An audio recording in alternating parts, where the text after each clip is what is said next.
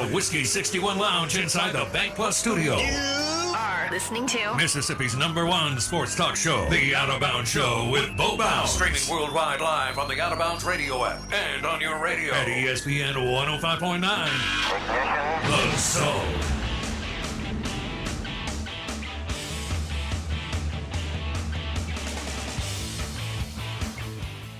And good morning. Welcome in. The Out of Bounds Show is brought to you by the Bone-In Filet at Kessler Prime and the Renaissance. Visit KesslerPrime.com to make a reservation.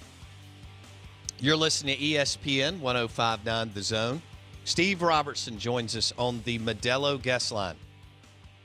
The Boneyard Podcast, GenesPage.com, 247 Sports. And, of course, he was at Dudy Noble Field all weekend covering the Hell State baseball team.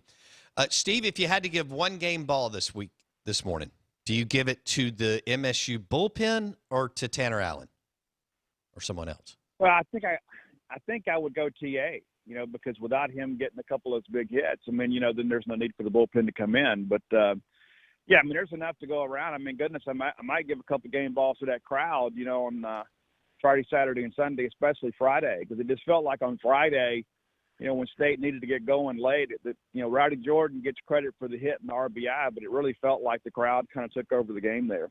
Yeah. So Mississippi State was able to take 2 or 3 without any dominant starting pitching. I could argue McLeod pitched pretty well. He's had better performances. Bednar did not have his stuff, and Fristow, didn't have his. I guess that says a lot about the team, the fact that they were able to beat a really good Ole Miss team without really high-level starting pitching throughout the weekend. Steve? Well, I think it's a little bit of both. I think you have to give Ole Miss a lot of credit, too, for being able to swing it as well as they do. That they kind of force you into doing some things that perhaps you're not as comfortable doing. And, I didn't think McLeod had his best stuff, but you're right. He really kind of gutted it through for 5 innings and then allowed Preston Johnson to come in and kind of bridge that thing over to Landon Sims. But, I don't think anybody in the starting rotation had a great weekend. Bednar, to be honest with you, this will sound kind of silly. I thought Nikhazy and Bednar both were getting squeezed a little early on in that ball game, and I think Nikhazy was able to adjust to it a little bit better than Bednar was.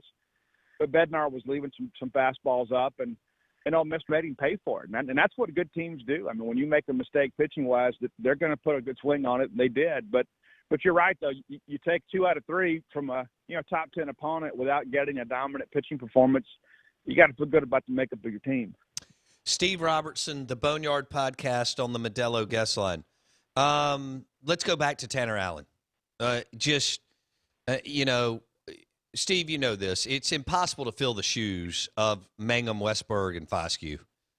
But obviously Tanner and Rowdy are really good college baseball players.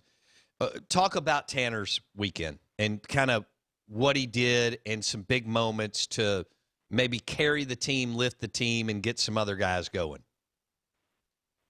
Well, Rowdy and TA and Hatcher to a lesser extent. They're the loudest voices in the locker room. But let's be honest. It's TA's team. He's the guy that does it as a vocal leader and a guy by example. And when the moment is biggest, so is he. And that's what you saw all weekend long. Whenever State needed to get a big hit, somehow Tanner Allen was involved in every bit of that. And I think when he had 3 triples on the weekend, I think people underestimate his foot speed. He's the guy that can really pick him up and put him down.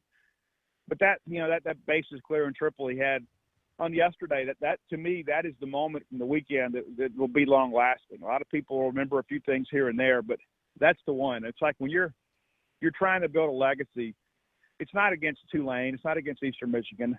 It's these home Dudy Noble Field weekends, these big ball games against, teams like LSU and Ole Miss. And that's what Tanner Allen has done is he has built a legacy on showing up at big moments when Mississippi State has had the most to lose. Yeah, no, he has.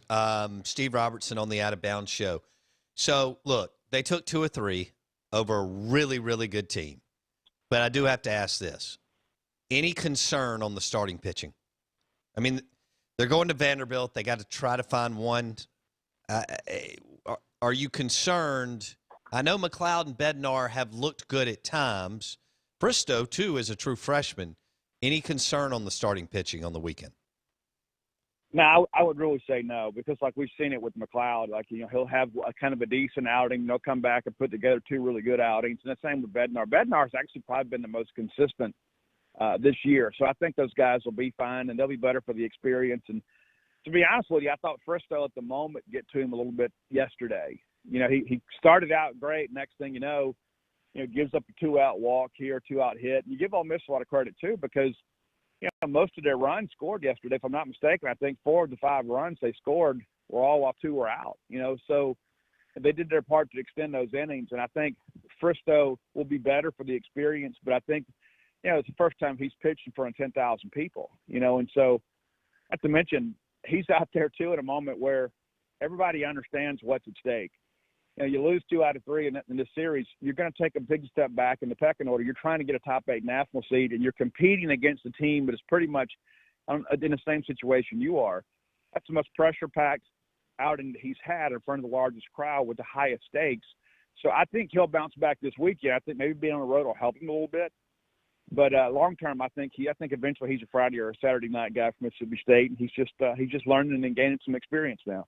When was the last time? Well, all right, Landon Sims. I mean, this guy's a freak. I think Mississippi State fans were glad to see Foxhall and Lemonis pitch him twice over the weekend.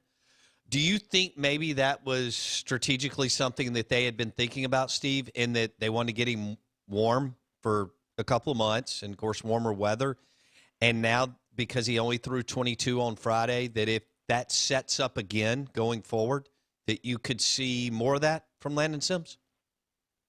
Yeah, but he told us yesterday too in postgame that there have been multiple times this year where he was prepared to pitch and was getting ready to pitch on Sunday, but then the game would get expanded and it wouldn't be a save situation, and so as a result he didn't pitch. It wasn't one of those deals where it's just a one weekend deal for him.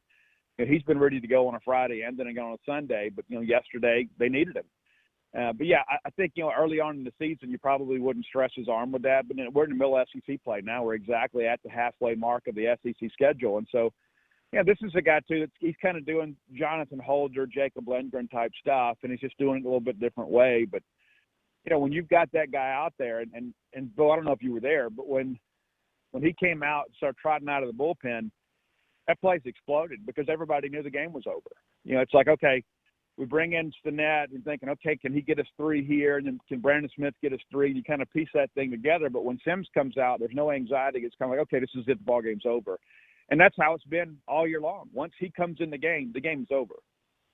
Steve Robertson on the Out of Bounds show. Blake, got a couple of minutes here. Steve, we're right at the halfway point. Now that you see kind of how the SEC's stacked up, you see what everybody's records are through halfway, and you see what is left on the table for Mississippi State. What is to be expected as you go through these next 15 games? Can they match a 10-5? Would that get them where they want to be, or do they have to do better, or can they do worse? Can they drop a couple games and still be where they want to be inside that national seed conversation come May? Well, I think you got to be happy with where you are today. As you mentioned, you're 10-5 now at the halfway spot, and really the schedule kind of lessens up for you after this weekend. That's the thing. State was kind of front-loaded in many respects, but you get to Vanderbilt, and you bring in kind of a struggling Texas A&M team, and you go to South Carolina. That's going to be difficult. I mean, that's the last weekend series before they announce the hosting sites. But then it eases it up. You get Missouri and you get Alabama. So State should have a great May. I think they'll play their way into that top 8 national seed in the end.